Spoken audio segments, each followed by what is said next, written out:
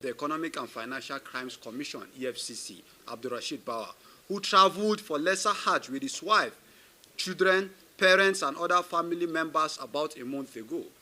It was revealed that while in Jeddah and Mecca, they stayed in Sheraton Hotel, which cost about $15,000 for 10 days per room, and Mr. Bawa paid for 6 rooms, and the hotel accommodation for the trips is estimated to be around $300,000.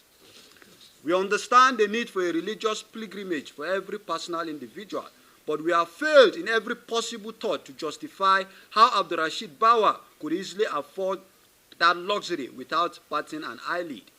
It is of great concern to everyone how the chairman of the Economic and Financial Crimes Commission, EFCC, would opt in for such a luxury that was not funded by the government, even with an obvious knowledge of what his monthly take-home is. An agency like the EFCC is built on accountability and frauds at fund mismanagement, embezzlement, and other vices. If the chairman is therefore found wanting in any regard to the transparency of such trip funding, are we not making a huge mistake as a nation still having him in the position of power? It therefore remains no proper justification for the career of spending. We should therefore say that Mr. Bawa has continued to exhibit incompetence and unprofessionalism in managing the affairs of the agency. His never-ending display of ineptitude and his leadership will create greater mishap within the noble agency. The Coalition of Concerned Citizens frowns at the magnanimous exhibition of the corrupt practices, breach of public trust, and abuse of power by Bawa. Mr. Bawa needs to come clean on the way and manner he has prosecuted the anti-corruption fight, and should therefore explain how seized assets by the EFCC are being sold without adherence to due process, which exclude all forms of kickbacks gotten from such process. For the record, Mr. Bawa was found wanting and reported arrested and detained in 2019 at the Port Harcourt office of the Commission, where he was the zonal head, on the fraudulent sale of trucks, which necessitated his removal and detention by the same EFCC for selling at least 244 commission-seized patrol-bearing trucks worth about 20 and 30 million naira each to his proxies at a ridiculous amount of 100,000 naira through a shady auction exercise.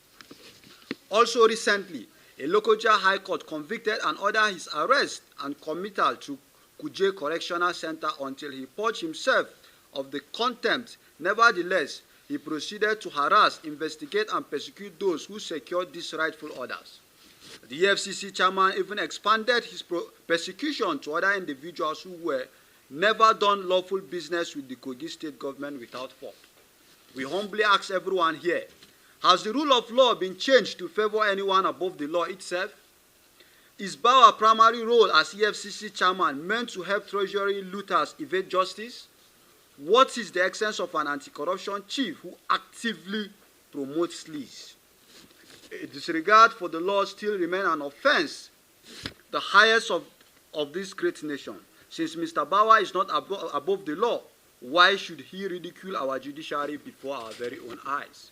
All of the fundamental issues we have raised here are not something that was in clandestine. It is not something that is hidden. There are things that are obvious. There are things that there are informations out there.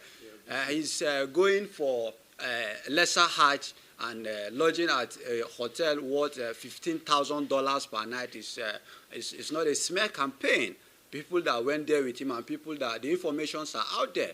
Whatever it is that we are saying, you can verify the authenticity of the informations out there. And as a forum, we are not being sponsored by any individual. No individual have that moral standing to sponsor us to smear the profile of any individual.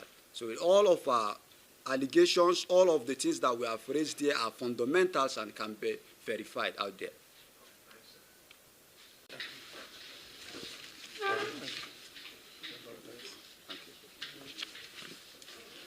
Taking a woman on national TV.